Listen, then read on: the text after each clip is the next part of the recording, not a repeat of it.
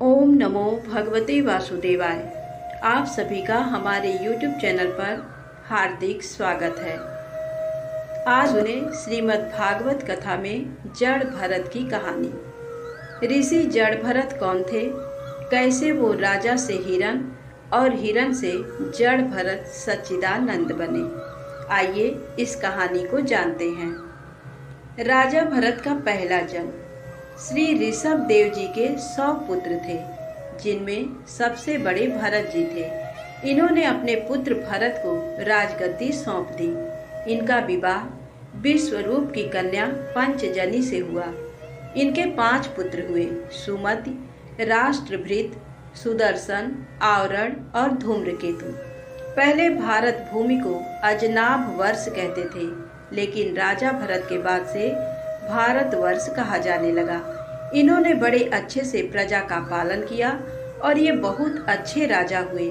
कई वर्ष बीत जाने पर इन्होंने राज अपने पुत्रों में बांट दिया और खुद पुलहाश्रम हरिहर क्षेत्र में आ गए।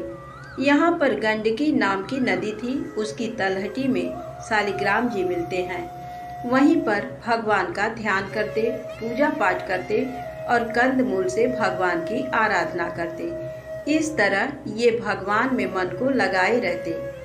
एक बार भरत जी गंडकी नदी में स्नान कर रहे थे तो इन्होंने देखा कि एक गर्भवती हिरनी पानी पीने के लिए नदी के तट पर आई। अभी वह पानी पी ही रही थी कि पास ही गरजते हुए सिंह की भयंकर दहाड़ सुनाई पड़ी। जैसे ही उसने शेर की दहाड़ सुनी तो वह डर गई और उसने नदी पार करने के लिए छलांग लगा दी। उसी समय उसके गर्भ से मृग शावक बाहर आ गया और नदी में गिर गया। हिरनी ने भी नदी पार की, लेकिन डर से उसने प्राण त्याग दिए। भरत जी ने देखा कि हिरनी का बच्चा नदी में बह रहा है। उन्हें बड़ी दया आई और कूदकर उस हिरण के बच्चे को बचा लिया और अपने आश्रम पर ले आए। वे बड़े प्यार से उस हिरनी के बच्चे का पालन करने लगे। वो हिरण अब भरत जी को ही अपना सब कुछ समझने लगा। लेकिन भरत जी एक गलती कर गए। उनका मन भगवान की पूजा से हटकर उस हिरण के बच्चे में आसक्त हो गया। हिरण के बच्चे में आसक्ति बढ़ जाने से सोते, बैठते और भोजन करते समय भी उनका चित्त उसके स्नेह पास में बंधा रहता था। क्योंकि मन एक है, या तो आप इसे संसार में लगा लो या भगवान में। अब वो जो भी भगवान का पूजा पाठ करते तो उस समय उन्हें उस हिरण के बच्चे की याद आ जाती। कहीं उसे कोई कुत्ता या सियार या भेड़िया खा न जाए। अगर भरत जी को वह दिखाई नहीं देता तो उनकी दशा ऐसे हो जाती कि किसी का सारा धन लूट गया हो। भरत जी को उसके रहने की, खाने की और सोने की चिंता लगी रहती थी। एक दिन ऐसा आया कि भरत जी अपने दैनिक कर्म में लगे हुए थे। वहाँ हिरणों का झुंड आया और वह हिरण का बच्चा उनके साथ चला गया। जब भरत जी को हिरण का बच्चा कहीं भी नहीं मिला तो उसे निरंतर उस हिरण की याद सताने लगी। काल का प्रभाव हुआ, भरत जी की मृत्यु हुई। मृत्यु के समय भरत जी उस हिरण का ही चिंतन कर रहे थे। इस कारण उन्हें अगला जन्म कालिंजर पर्वत पर एक हिरनी के गर्भ से हुआ। भरत जी हिरण बन गए, लेकिन उन्हें अपने पूर्व जन्म की याद बनी हुई थी, क्योंकि वो पूर्व जन्म में इतना भजन कर चुके थे। हिरण बनकर भरत जी सोच रहे थे कि पिछले जन्म में मैंने कितनी बड़ी भूल कर दी। अपने सब परिवार को छोड़कर मैं भगवान का भजन करने के लिए वन में आया था, लेकिन मैं उस हिरण में इतना आसक्त हो गया कि मुझे हिरण की योनि प्राप्त हो गई। एक दिन उन्होंने अपनी माता मृगी को त्याग दिया और अपनी जन्मभूमि कालंजर पर्वत से वे फिर शांत स्वभाव मुनियों के प्रिय उसी सालग्राम तीर्थ में, जो भगवान का क्षेत्र है, पुलस्त्य और पुलह ऋषि के आश्रम पर चले आए। वहां रहकर भी वे काल की ही प्रतीक्षा करने लगे। जैसा रूखा सूखा उन्हें मिल जाता था वे खा लेते थे। अंत में उन्होंने अपने शरीर का आधा भाग गंडकी के जल में डुबाए रखकर उस मृग शरीर को छोड़ दिया। भरत जी का अगला जन्म आंगिरस गोत्र ब्राह्मण के घर हुआ। ये बड़े ही श्रेष्ठ ब्राह्मण थे। इनकी बड़ी स्त्री से इनके 9 पुत्र हुए और छोटी पत्नी से एक ही साथ एक पुत्र और एक कन्या का जन्म हुआ। इस जन्म में भी भगवान की कृपा से इन्हें अपने पूर्व जन्म का स्मरण बना हुआ था। पिता पुरोहित कार्य में थे तो सोचा अपने छोटे पुत्र को भी पुरोहित कर्म सिखाऊंगा। इधर भरत जी ने सोचा एक जन्म के बिगड़ने से मुझे 3 जन्म लेना पड़ा, इसलिए अब वह गलती हम दोबारा नहीं करेंगे। पिता इन्हें वेद शास्त्र सिखाते, लेकिन ये जानबूझकर सीखते नहीं थे, क्योंकि अगर मैंने ये सब सीख लिए तो मुझे कर्म कांड करने पड़ेंगे और मैं फिर संसार में फंस जाऊंगा। इन्होंने जानबूझकर एक मंत्र भी याद नहीं किया। कोई कह भी नहीं सकता था कि ये वही ज्ञानी भरत हैं जो सब कुछ छोड़कर भगवान के भजन करने के लिए वन में गए थे। वे पृथ्वी पर ही पड़े रहते थे, कभी तेल उबटन आदि नहीं लगाते थे और ना कभी स्नान ही करते थे। इससे उनके शरीर पर मैल जम गई थी। लोग कहने लगे थे कि ये तो अधम ब्राह्मण है। इसी कारण से इन्हें जड़ भरत कहा जाने लगा। इन पर सुख दुख का कोई प्रभाव नहीं था। गर्मी सर्दी और वर्षा का भी कोई प्रभाव नहीं था। कोई इन्हें काम की कहता तो कर देते थे, कोई गाली देता तो सुन लेते थे। अब तो ये देख पिताजी को बहुत गुस्सा आई। इस तरह पिता ने भरत जी को बहुत डांट लगाई और नाम ही रख दिया जड़। तुम भरत नहीं जड़ हो, जड़। इस प्रकार इनका नाम ही पड़ गया जड़ भरत। समय बीता और एक दिन पिताजी पधार गए। बड़े पुत्र ने पिता का सब संस्कार किया। अब सभी भाइयों ने मिलकर विचार किया कि हम सब तो अपने अपने कार्य में व्यस्त रहते हैं और छोटा भाई बैठा बैठा खाता है। उनके भाइयों ने एक दिन उन्हें खेत की क्यारियां ठीक करने में लगा दिया। तब वे उस कार्य को भी करने लगे, परंतु उन्हें इस बात का कुछ भी ध्यान न था कि उन क्यारियों की भूमि समतल है या ऊंची नीची, अथवा वह छोटी है या बड़ी। उनके भाई उन्हें चावल की कनी, खली भूसी, भुने हुए उड़द अथवा बर्तनों में लगी हुई जले अन्न की खुरचन जो कुछ भी दे देते, उसी को वे अमृत के समान खा लेते थे। एक दिन डाकुओं के सरदार ने पुत्र की कामना से भद्रकाली को मनुष्य की बलि देने का संकल्प किया। उसने जिस पुरुष को पशु बलि देने के लिए मंगाया था, वह किसी तरह से उसके फंदे से निकलकर भाग गया। उसे ढूंढने के लिए उसके सेवक चारों ओर दौड़े, किंतु अंधेरी रात में आधी रात के समय कहीं उसका पता न लगा। अचानक उनकी दृष्टि इन आंगिरस गोत्रीय ब्राह्मण कुमार भरत जी पर पड़ी। वो वन के जीवों से खेती की रखवाली कर रहे थे। उन्होंने देखा कि हम इन्हें पकड़कर ले चलते हैं, इससे हमारे स्वामी का कार्य अवश्य सिद्ध हो जाएगा। ये सोचकर वे उन्हें रस्सियों से बांधकर चंडिका के मंदिर में ले आए।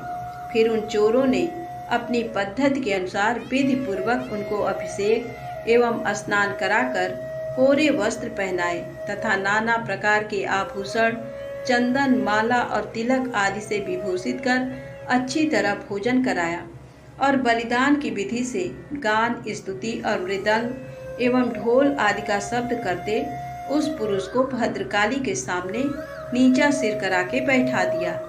इसके पश्चात नर पशु के रुधिर से देवी को तृप्त करने के लिए देवी मंत्रों से अभिमंत्रित एक तीक्ष्ण खड्ग उठाया और जैसे ही भरत जी को मारने लगे तो माँ काली ने सोचा कि एक तो ये ब्राह्मण है और दूसरा भगवान का भक्त है। यदि मैं आज इसकी रक्षा नहीं कर पाई और भगवान ने पूछ लिया कि देवी आप मेरी भक्त की रक्षा नहीं कर पाई तो भगवान को क्या कहूँगी। इसलिए ये भयंकर कुकर्म देखकर देवी भद्रकाली के शरीर में अति दुस्सह ब्रह्म तेज से दाह होने लगा और वे एकाएक मूर्ति को फोड़कर प्रकट हो गई। उन्होंने क्रोध से तड़क कर बड़ा भीषण अट्टहास किया और उछलकर उस अभिमंत्रित तलवार से ही उन सारे पापियों के सिर उड़ा दिए और अपने गढ़ों के सहित उनके गले से बहता हुआ गरम गरम रुधिर रूप आसव पीकर अति उन्मत्त हो ऊंचे स्वर से गाती और नाचती हुई उन सिरों को ही गेंद बनाकर खेलने लगी। इस तरह माँ काली ने भरत जी की प्राण रक्षा की। फिर भरत जी महाराज अब यहाँ से भी आगे चल दिए।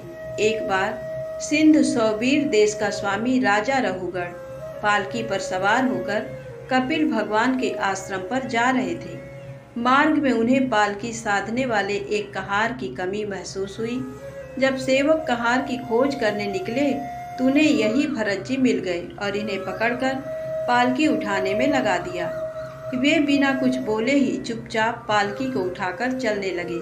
जड़ भरत महाराज पृथ्वी पर रेंगने वाले जीवों को बचाकर चल रहे थे, जिस कारण से पालकी हिल रही थी। राजा रहुगढ़ ने पालकी उठाने वालों से कहा, अरे कहारों, अच्छी तरह चलो, पालकी को इस प्रकार ऊंची नीची करके क्यों चलते हो? कहारों ने सोचा, अगर हमने ये नहीं बताया कि जो नया पालकी उठाने वाला है उसके कारण सब गड़बड़ हो रही है तो राजा हमें जरूर दंड देगा। उन्होंने राजा से कहा कि महाराज, अभी नया कहार पालकी में लगाया है जो कभी धीरे चलता है और कभी जल्दी। हम लोग इसके साथ पालकी नहीं ले जा सकते। राजा रहुगढ़ ने सोचा, संसर्ग से उत्पन्न होने वाला दोष एक व्यक्ति में होने पर भी उससे संबंध रखने वाले सभी पुरुषों में आ सकता है, इसलिए यदि इसका प्रतिकार न किया जाए तो धीरे धीरे ये सभी कहार अपनी चाल बिगाड़ लेंगे। ऐसा सोचकर राजा रहुगढ़ को कुछ क्रोध हो आया। राजा गुस्से में कहने लगा, बड़े दुख की बात है, अवश्य तुम बहुत थक गए हो। इतनी दूर से तुम अकेले ही बड़ी देर से पालकी ढोते चले आ रहे हो। तुम्हारा शरीर भी तो विशेष मोटा ताजा और हट्टा कट्टा नहीं है, और मित्र बुढ़ापे ने अलग तुम्हें दबा रखा है। ऐसा सुनकर भी भरत जी ने राजा का कुछ भी बुरा न माना और चुपचाप पालकी को लेकर चलते रहे। लेकिन भरत जी महाराज अब भी अपनी चाल में चले जा रहे थे। चलते चलते रास्ते में एक लंबी चींटियों की लाइन भरत जी को दिखाई दी। कहीं चींटियों पर पैर ना पड़ जाए, उन्होंने एक छोटी सी छलांग लगाई और जैसे ही छलांग लगाई तो राजा का सर पालकी से टकराया और राजा गुस्से से आग बबूला हो गया। राजा कहता है, तू जीते जी मरे के समान है, तू सर्वथा प्रमादी है, तुझसे ये पालकी का भार नहीं उठाया जा रहा है। जैसे यमराज जन समुदाय को उसके अपराधों के लिए दंड देते हैं, उसी प्रकार मैं भी अभी तेरा इलाज किए देता हूँ, तब तेरे होश ठिकाने आ जाएंगे। अपने अभिमान के कारण राजा अनाप शनाप बकने लगा। भरत जी ने सोचा कि एक तो ये मुझसे सेवा करवा रहा है और दूसरा गाली भी दे रहा है, तो मैं इसे थोड़ा ज्ञान दे दूं। जड़ भरत ने कहा, राजन, तुमने जो कुछ कहा वह एकदम सच है, लेकिन यदि भार नाम की कोई वस्तु है तो ढोने वाले के लिए है, यदि कोई मार्ग है तो वह चलने वाले के लिए है, मोटापन भी उसी का है। ये सब शरीर के लिए कहा जाता है, आत्मा के लिए नहीं। ज्ञानी जन ऐसी बात नहीं करते। आदि व्याधि, भूख प्यास, भय, कलह, इच्छा, बुढ़ापा, निद्रा, प्रेम, क्रोध, अभिमान और शोक, ये सब शरीर को लगते हैं, इसका आत्मा से कोई लेना देना नहीं है। भूख और प्यास प्राणों को लगती है, शोक और मोह मन में होता है। तुम राजा हो और मैं प्रजा। प्रजा का काम है वो राजा की आज्ञा का पालन करे, लेकिन तुम सदा के लिए राजा नहीं रहोगे और मैं सदा के लिए प्रजा नहीं रहूँगा। तुम कह रहे हो कि मैं पागल हूँ और मेरा इलाज तुम कर दोगे। मुझे शिक्षा देना ऐसे होगा जैसे कोई किसी वस्तु को पीस दे और तुम आकर उसे दोबारा पीस दो। मैं तो पहले ही पिसा हुआ हूँ, तू मुझे क्या पीसेगा। जब जड़ भरत यथार्थ तत्व का उपदेश करते हुए इतना उत्तर देकर मौन हो गए, फिर राजा ने सोचा ये कोई ज्ञानी पुरुष है, और राजा पालकी से उतर पड़ा। उसका राजमत सर्वथा दूर हो गया और वह उनके चरणों में सिर रखकर अपना अपराध क्षमा कराते हुए इस प्रकार कहने लगा, आप कोई श्रेष्ठ ब्राह्मण हैं? क्या आप दत्तात्रेय आदि अवधूतों में से कोई हैं? आप किसके पुत्र हैं? आपका कहाँ जन्म हुआ है और यहाँ कैसे आपका पदार्पण हुआ है, यदि आप हमारा कल्याण करने पधारे हैं तो क्या आप साक्षात सत्व मूर्ति भगवान कपिल जी ही तो नहीं हैं? मुझे इंद्र के वज्र का कोई डर नहीं है, न मैं महादेव जी के त्रिशूल से डरता हूँ और न यमराज के दंड से। मुझे अग्नि, सूर्य, चंद्र, वायु और कुबेर के अस्त्र शस्त्रों का भी कोई भय नहीं है, परंतु मैं ब्राह्मण कुल के अपमान से बहुत ही डरता हूँ। मेरे द्वारा किसी ब्राह्मण का अपमान ना हो जाए। आप कृपा करके बताइए कि आप कौन हैं? मैंने आप जैसे संत पुरुष का अपमान किया है, मैंने आपकी अवज्ञा की। अब आप ऐसी कृपा दृष्टि कीजिए जिससे इस साधु अवज्ञा रूप अपराध से मैं मुक्त हो जाऊं। जड़ भरत कहते हैं कि ये मायामय मन संसार चक्र में छलने वाला है। जब तक ये मन रहता है तभी तक जागृत और स्वप्नावस्था का व्यवहार प्रकाशित होकर जीव का दृश्य बनता है। इसलिए पंडित जन मन को ही संसार में बंधने का और मोक्ष पद का कारण बताते हैं। विषयासक्त मन जीव को संसार संकट में डाल देता है। विषयहीन होने पर वही उसे शांतिमय मोक्ष पद प्राप्त करा देता है। जिस तरह घी से भीगी हुई बत्ती को खाने वाले दीपक से तो धुएं वाली शिखा निकलती रहती है और जब भी घी समाप्त हो जाता है, उसी प्रकार विषय और कर्मों से आसक्त हुआ मन तरह तरह की वृत्तियों का आश्रय लिए रहता है और इनसे मुक्त होने पर वह अपने तत्व में लीन हो जाता है। राजा रहुगढ़ ने कहा, मैं आपको नमस्कार करता हूँ। जिस प्रकार ज्वर से पीड़ित रोगी के लिए मीठी औषधि और धूप से तपे हुए पुरुष के लिए शीतल जल अमृत तुल्य होता है, उसी प्रकार मेरे लिए जिसकी विवेक बुद्धि को देहाभिमान रूप विषैले सर्प ने डस लिया है, आपके वचन अमृतमय औषधि के समान है। आपने कहा था कि भार नाम की अगर कोई चीज है तो उसका संबंध केवल देह तक ही सीमित है, उसका आत्मा से कोई संबंध नहीं है।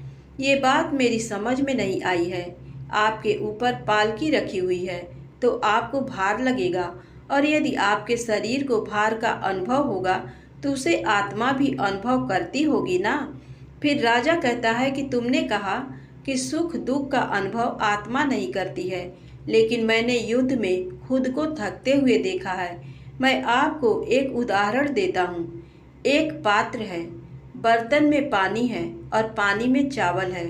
अगर हम उसे अग्नि पर चढ़ाएंगे तो पहले अग्नि पात्र को गर्म करेगी, फिर पानी गर्म होगा और फिर चावल गल जाएगा, क्योंकि सभी एक दूसरे के संपर्क में हैं। आप समझें कि इस देह का संबंध इंद्रियों से है, इंद्रियों का संबंध मन से है और मन का संबंध बुद्धि और बुद्धि का संबंध आत्मा से है। एक दूसरे के संपर्क होने के कारण सुख दुख का अनुभव आत्मा भी करती होगी ना। राजा की इस बात को सुनकर जड़ भरत हंसे और बोले, राजन, एक ओर तू तत्व को जानना चाहता है और दूसरी ओर इस व्यवहार जगत को सत्य मान बैठा है। जैसे तूने अपनी बात रखी है, इसी तरह से मैं भी अपनी बात रख देता हूँ। तूने कहा कि एक बर्तन है, बर्तन में जल है, जल में चावल है, और जब हम अग्नि पर उसे चढ़ाते हैं तो पहले अग्नि उस पात्र को गर्म करती है, फिर पानी गर्म होता है और फिर चावल गल जाते हैं। लेकिन अगर उस पात्र में चावल की जगह एक पत्थर का टुकड़ा डाल दें तो क्या वह अग्नि उस पत्थर को जला सकती है, गला सकती है? राजा ने कहा कि नहीं जल सकती है और ना ही गला सकती है। जड़ भरत जी बोले, इसी प्रकार आत्मा भी निर्लेप है। आत्मा को कोई सुख दुख का अनुभव नहीं होता, ना ही इस पर जल का प्रभाव है और ना ही अग्नि का, ना अस्त्र का और ना ही शस्त्र का। इस आत्मा का वस्त्र ये देह है। इस प्रकार जड़ भरत जी ने बड़ा ही सुंदर ज्ञान राजा रहुगढ़ को दिया है। इसके बाद भरत जी ने भवाटवी का वर्णन किया है, जिसका श्रीमद् भागवत पुराण में सुंदर वर्णन है। अंत में भरत जी कहते हैं कि अपने मन को संसार से हटाकर भगवान के चरणों में लगाओ। ये मन काम, क्रोध, मोह, मद, लोभ, परिवार और विषयों आदि में फंसाए रहता है। अब तुम प्रजा को दंड देने का काम छोड़कर समस्त प्राणियों के सुहृद हो जाओ और विषयों में अनासक्त होकर भगवत सेवा से तीक्ष्ण किया हुआ ज्ञान रूप खड्ग लेकर इस मार्ग को पार कर लो। राजा रहुगढ़ ने कहा, आपके चरण कमलों की रज का सेवन करने से जिनके सारे पाप ताप नष्ट हो गए हैं, उन महानुभावों को भगवान विशुद्ध भक्ति प्राप्त होना कोई विचित्र बात नहीं है। मेरा तो आपके 2 घड़ी के सत्संग से ही सारा कुतर्क मूलक अज्ञान नष्ट हो गया है। इस तरह से जड़ भरत ने इन्हें ज्ञान दिया और राजा रहुगढ़ उस ज्ञान को पाकर इस प्रकार तृप्त हो गए जैसे कोई निर्धन धन पाकर तृप्त हो जाता है। धन्यवाद। श्रीमद् भागवत महापुराण से ऐसे ही अन्य पौराणिक कहानियों को सुनने के लिए कृपया मेरे चैनल को लाइक सब्सक्राइब अवश्य करें।